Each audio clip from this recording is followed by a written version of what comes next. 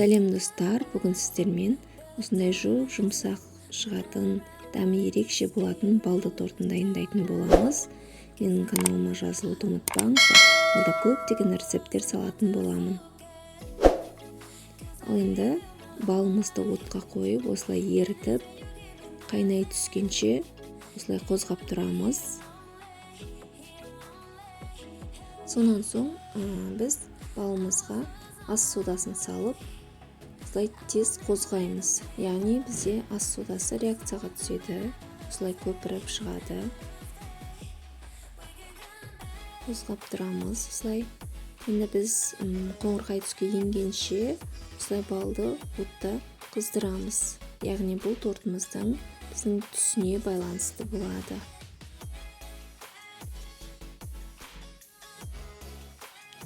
Қоңырқай түске ену керек.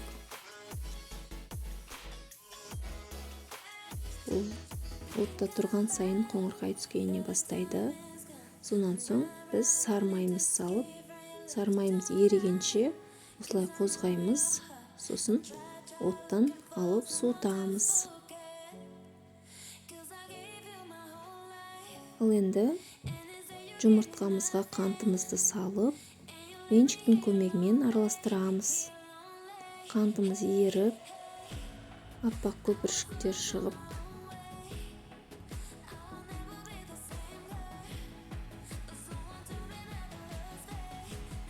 біркелкі болғанша осылай араластырамыз, тоқтатпай. Ал енді осылай қантымыз ерігеннен кейін біздің балды массамызды аз-аздан қосып, осылай араластырамыз. Бірден құюға болмайды, себебі жұмыртқамыз пісіп кетуі мүмкін. Сондықтан аз-аздан бөліктерге бөліп, осылай араластырамыз. Сонан соң біздің ұнымызды електен өткізіп, салып, қамырын дайындаймыз. Ұнымызды екі бөлікке салып, екі бөлікке бөліп, осылай массамызды араластырамыз.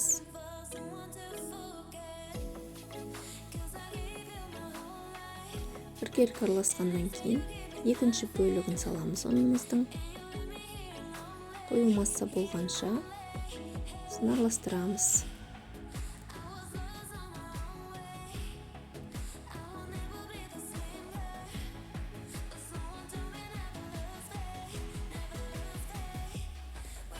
Осындай қою масса пайда болып жатыр бізде.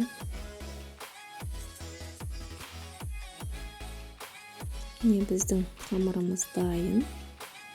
Осы қамырымызды бөліктерге бөліп пісіретін боламыз.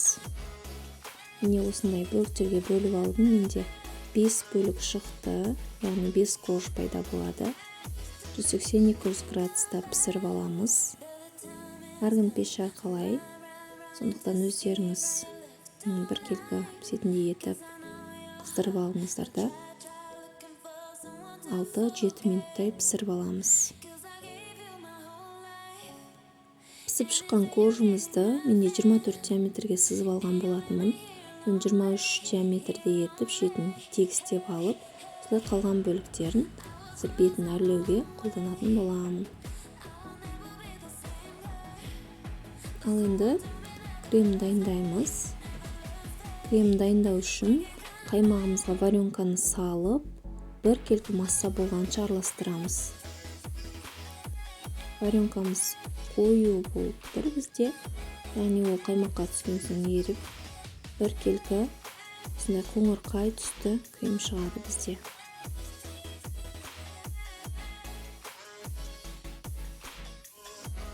Біздің креміміз дайын. Ал енді тортымызды жинауға кірісеміз. Корждарымыз теріс қаратып жинаймыз, яғни креміміз тез сіңеді. Осындай кремімізді 3 қасықтан әр корждың арасына жағып, осылай тортымызды жинап шығамыз.